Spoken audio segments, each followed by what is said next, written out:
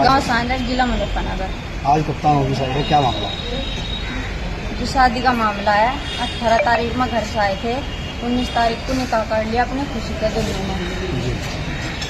जाना चाह रहे थे निकाह करके आराम से ही, घर वालों ने दबाव डाल दिया, इसलिए कोर्ट मैरिज करवा लिया।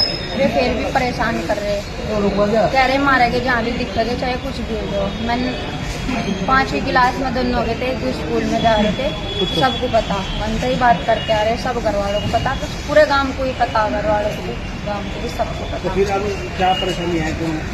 अब परेशानी है, मेरी शादी कहीं और कर रही, मैंने उन्हें कहा, मैं कहीं और शादी नहीं करवाने की। कह रहे शादी करवाओगे चाहे कुछ भी हो जाओ, हम उसके साथ शादी नहीं करवा रहे। क्या कह रहे थे? मैं कह रहे चाहे मार देंगे पर शादी नहीं करवाने का। मैंने कहा मैं बच्चा भी है मेरे पेट में, उसका मैं कुकर करवाने, कहीं और शादी करवाने की। कह रहे सफाई करवा देंगे, मार देंगे जान से, पर उसके साथ नहीं।